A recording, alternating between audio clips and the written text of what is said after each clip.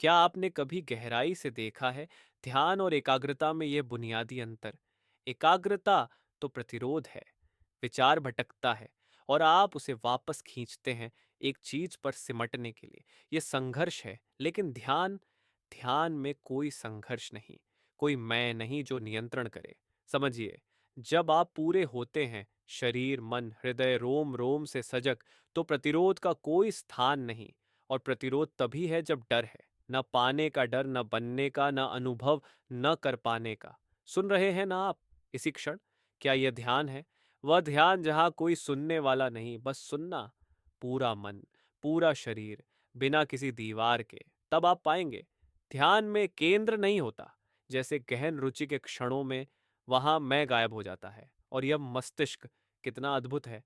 चांद तक पहुंचना, समुद्र की गहराई में जीना, टेलीविजन, चैट पर इतना सब करने वाला यह मस्तिष्क व्यवस्था क्यों नहीं ला पाता? क्योंकि मस्तिष्क को व्यवस्था चाहिए, अव्यवस्था से उसका विद्रोह है। देखिए, सोने से पहले यदि दिन अस्त व्यस्त रहा तो मस्तिष्क नींद में सब ठीक करता है, वरना अशांति रहती है। तो क्या आप दिन भर खुद को देखते हैं, बिना चुनाव के, बस देखना, तभी व्यवस्था आती है।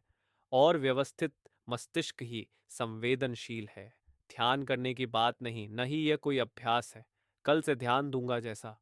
नहीं, असल में असावधानी को समझिए।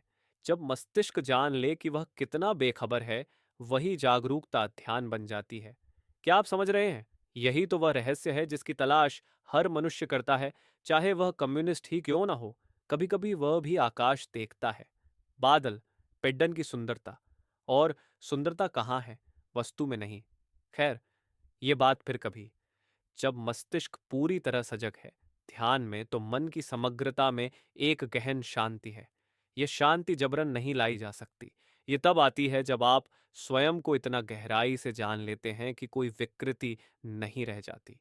विकृति तो प्रयास में है, डर में, इच्छा में, और इस शांति में ही, जहां न समय है न विचार, वह अनंत छुआ जा सकता है। लेकिन सावधान, छोटा मन, चाहे कितना भी विद्वान क्यों न हो, वह अनंत को आमंत्रित नहीं कर सकता। यह तो तभी संभव है जब मन पूरी तरह खाली हो, बिना सीमाओं के। तो महत्वपूर्ण यह नहीं कि ढूंढें, बल्कि यह कि समझें। ज्ञान संन्यास से बढ़ता है, क्योंकि ज्ञान दुख के अंत से आता है। और दुख का अंत है स्वयं को जानना। इस ज्ञान में ही सुंदरता है, जो प्रेम है। और बिना इस प्रेम के वह अनंत, वह नामहीन, असंभव है।